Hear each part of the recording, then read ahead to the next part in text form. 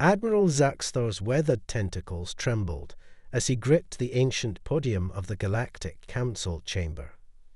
His iridescent scales, once brilliant with the pride of countless victories, now bore the dull sheen of one who had seen too much. The assembled council members, representatives of the 1,000 most powerful species in the known universe, waited in anticipation. They had gathered to discuss the potential conquest of a seemingly insignificant world on the spiral arm of an unremarkable galaxy, Earth. Most honored council, Zaxthor began, his translator converting his clicks and whistles into the standard galactic tongue. I stand before you not as the hero of the Andromeda campaign, nor as the conqueror of the Nexus worlds, but as a warning. He paused, his compound eyes scanning the chamber. You look at the humans and see primitive beings barely capable of interplanetary travel. You see their nuclear weapons and laugh at their crude attempts at defense. You see their divided nations and think them weak. His voice grew harder. You are making a mistake that will cost us everything. The chamber erupted in murmurs. Councillor Vexena, her crystalline form shimmering with barely contained contempt, rose from her seat. Admiral, your reputation earns you the right to speak, but surely you cannot suggest that these mammals pose any real threat to the galactic armada. Zaxthor's upper tentacles curled in what his species recognized as a bitter smile.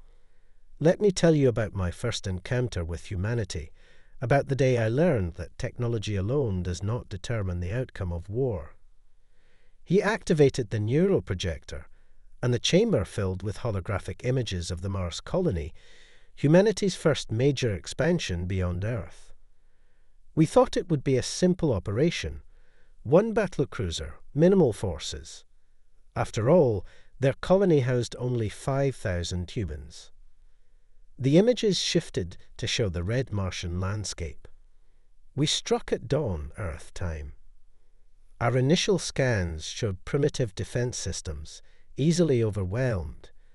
But what we didn't understand then, what I pray you understand now, was that humans don't fight like any species we've encountered. The hologram displayed a human figure, Captain Rhys Harrison, though they didn't know his name then.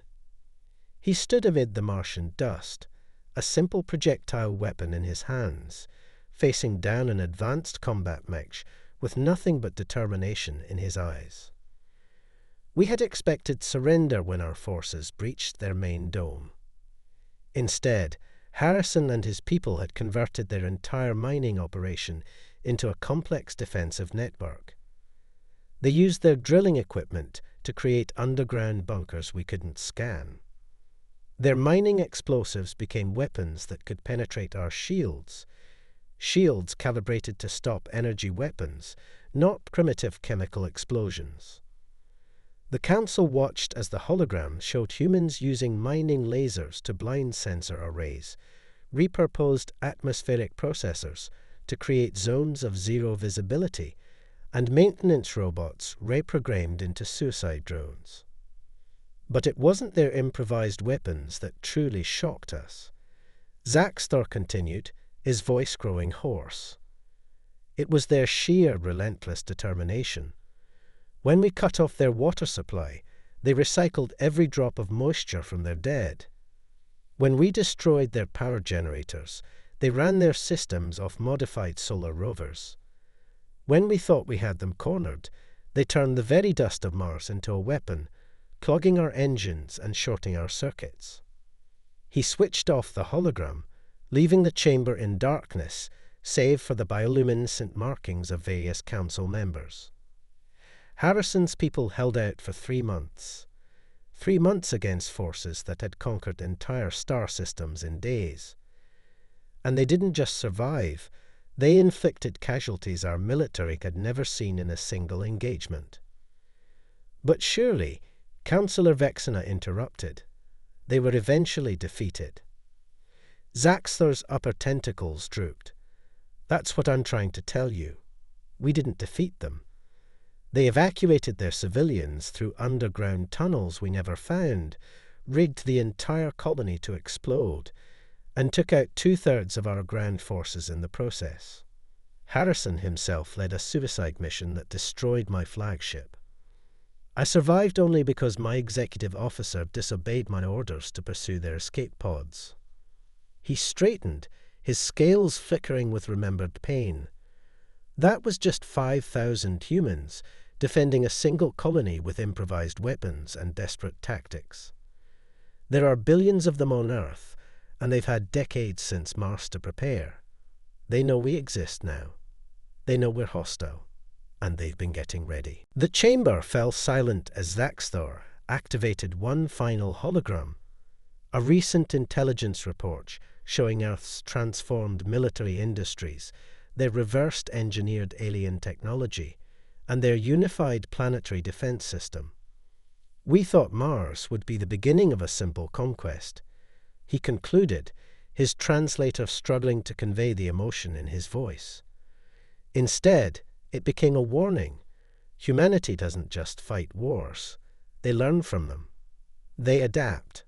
They overcome. And most terrifyingly, they never, ever forget their defeats.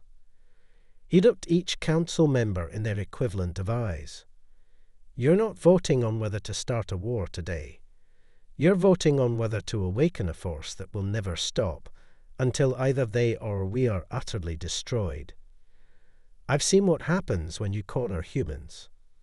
I've watched them sacrifice everything to protect their own. And I'm here to tell you, if you start this war, there will be no victory.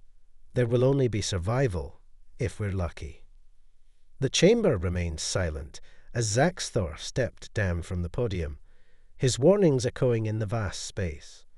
Behind him, the hologram continued to play, showing the face of Captain Harrison, the man whom had taught him that humanity's greatest weapon wasn't their technology or their resources, but their indomitable will to survive. The decision now lay with the council, but Zaxthor knew, as he took his seat among the other advisors, that the galaxy stood on the brink of either its greatest wisdom or its most catastrophic mistake. The humans had a saying he'd learned during his years studying their species: those who cannot remember the past are condemned to repeat it. He only hoped the council would remember this day, should they choose the path of war. The silence in the council chamber shattered as Councillor Drakath, a being of living plasma contained within an ornate metallic shell, surged forward. Admiral Zaxthor, you speak of one failed assault on a minor colony. Surely this doesn't justify such dire warnings. Zaxthor's bioluminescent patterns pulsed with remembered pain. Mars was only the beginning. When we retreated, we thought we had time to regroup, to plan a proper invasion. We were wrong. The neuroprojector flickered back to life, this time showing the vast expanse of the Kuiper Belt. We established a forward base among the ice dwarf planets, gathering our forces for a full-scale assault on Earth.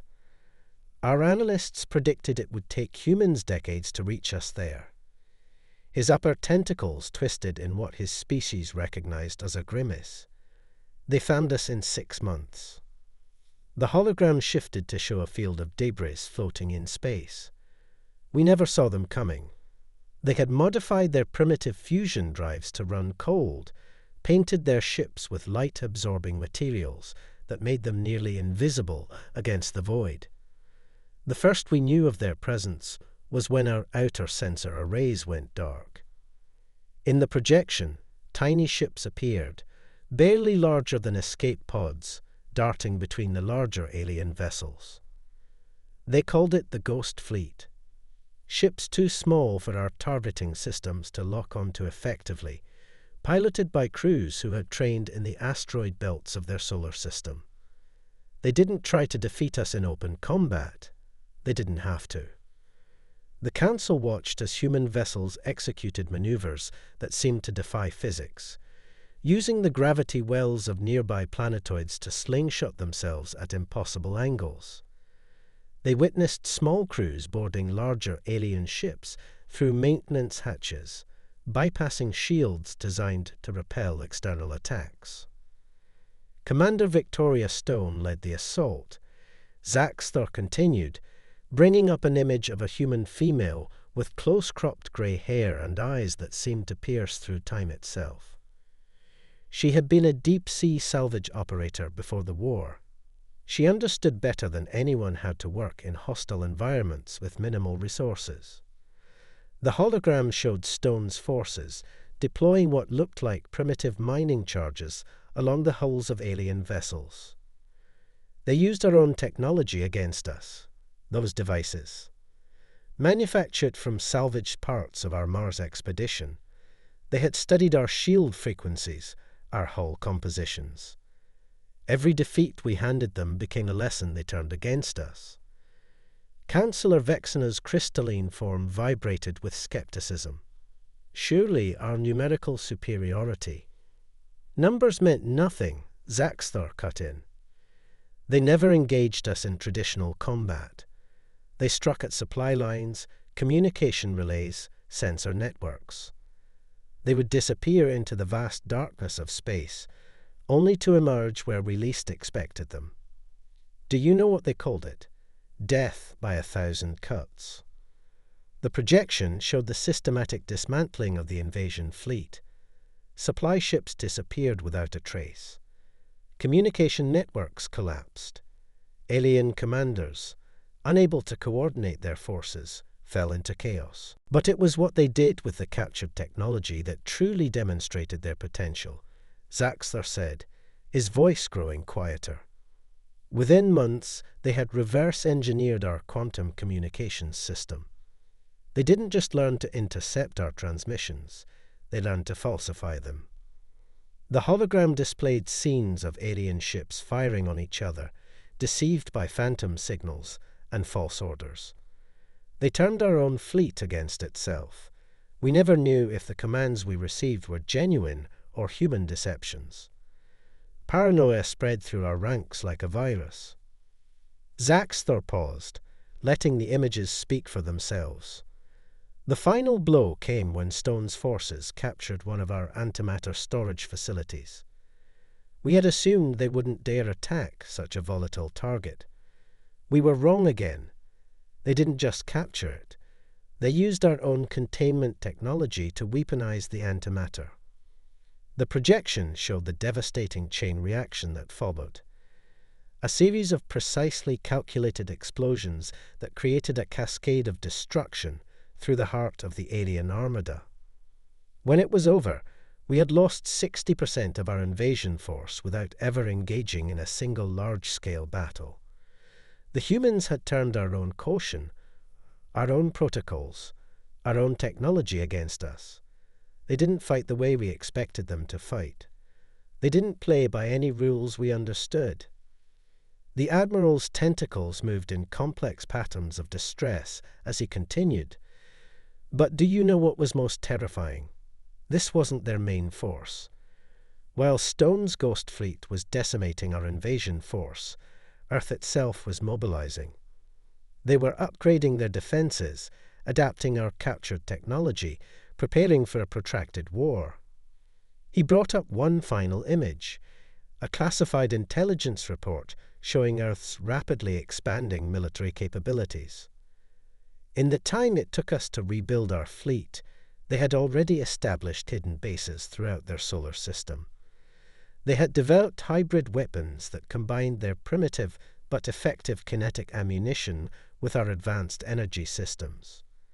They had turned their entire asteroid belt into a minefield of automated defense platforms. And Stone asked a council member from the shadows. Promoted to Admiral of Earth's first deep space fleet, Zaxter replied. The ships they're building now combine the best of both our technologies. They're smaller, faster, more adaptable than anything in our armada.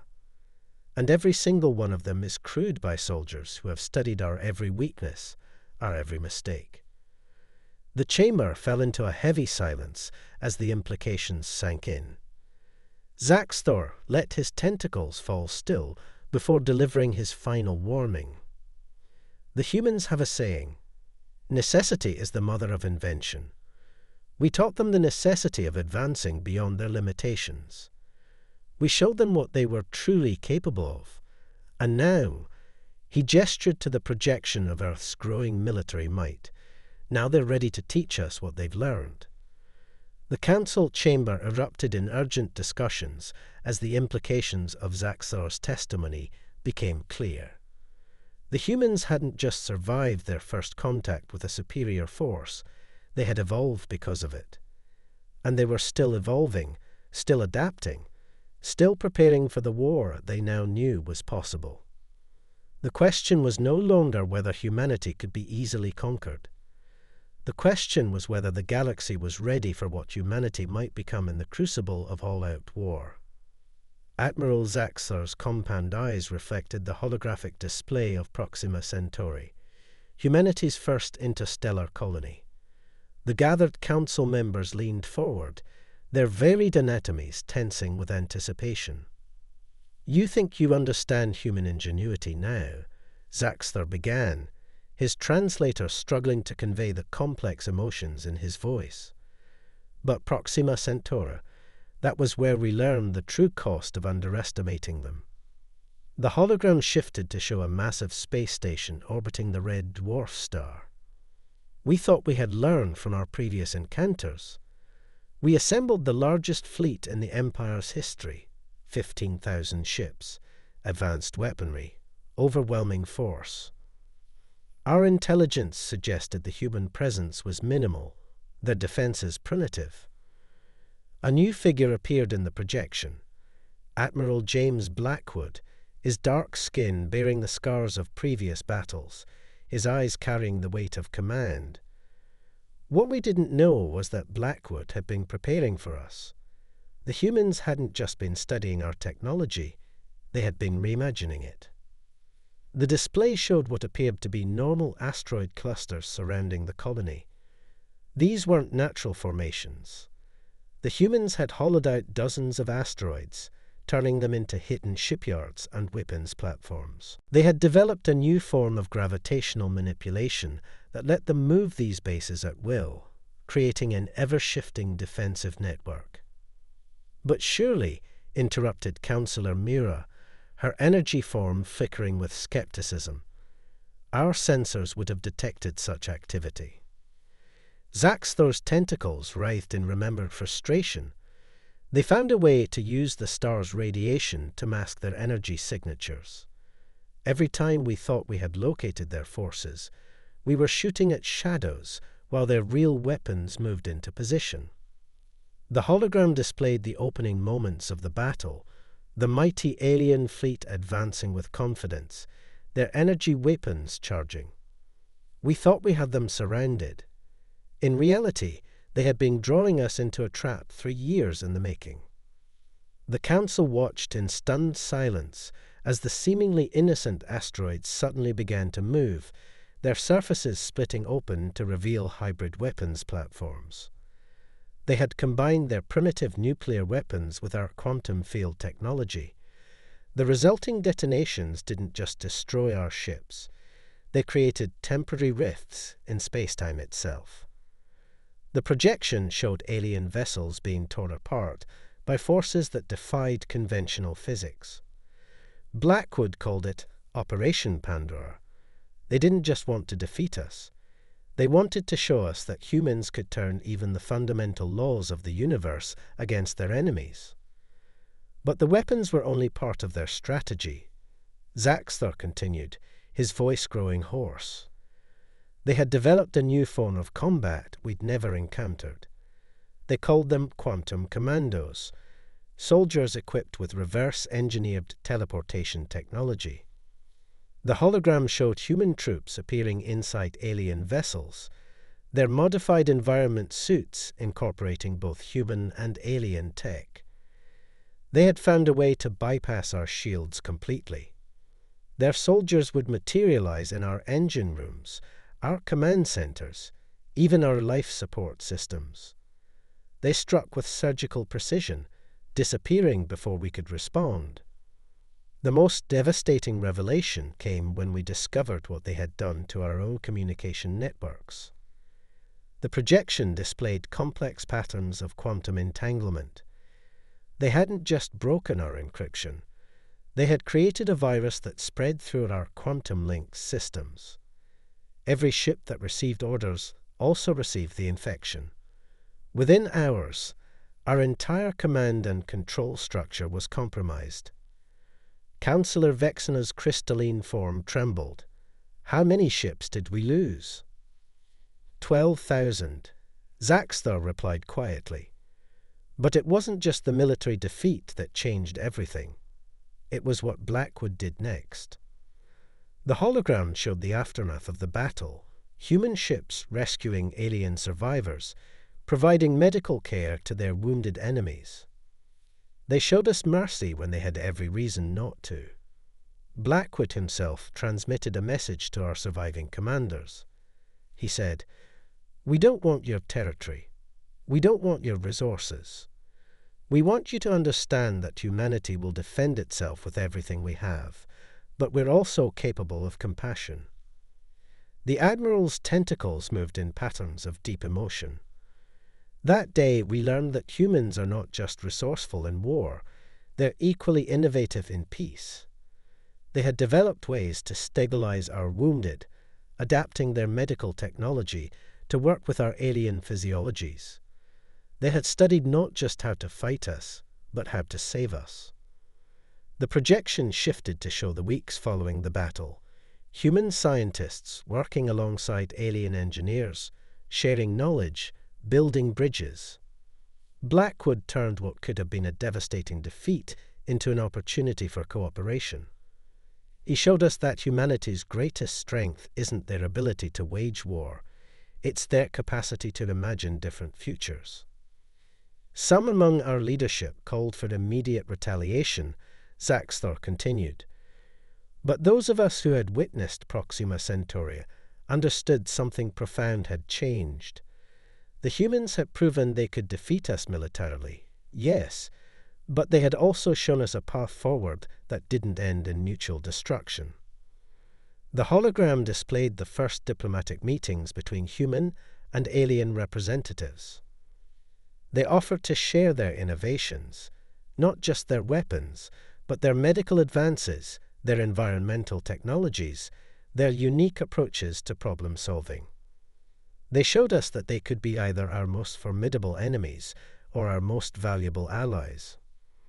And now, Zaxthar concluded, his gaze sweeping across the council chamber, you sit here contemplating war with a species that has consistently proven they can outthink, outfight, and even outgrow their own limitations.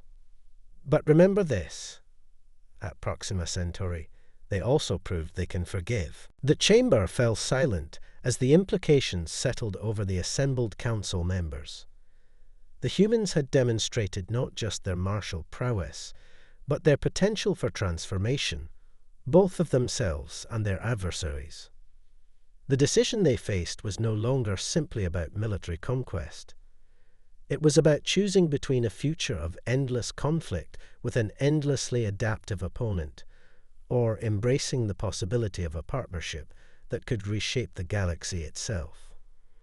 The most remarkable thing about humans, Zaxthar continued, activating a new holographic sequence, isn't their technology or their tactics. It's their ability to turn enemies into allies. The projection showed a secret meeting that had taken place 3 years after Proxima Centauri. Zaxthar himself sat across from Admiral Blackwood and Commander Stone in a neutral space station orbiting Jupiter. The scene carried the weight of history in making. They approached me not with threats or demands, but with a proposal. They had discovered something that threatened not just humanity or the Empire, but all sentient life in the galaxy. The hologram shifted to show astronomical data, patterns of artificial signals coming from the void between galaxies. The humans called them the Harvesters, an ancient machine intelligence that periodically culled developing civilizations. Our conflicts had attracted their attention. While we fought among ourselves, A far greater threat was approaching. The council chamber grew deathly quiet as Zaxthar revealed humanity's true secret weapon, their capacity for unity in the face of extinction. They didn't just want to survive, they wanted to ensure all of us survived. Their scientists had already begun adapting their hybrid technologies for a different kind of war.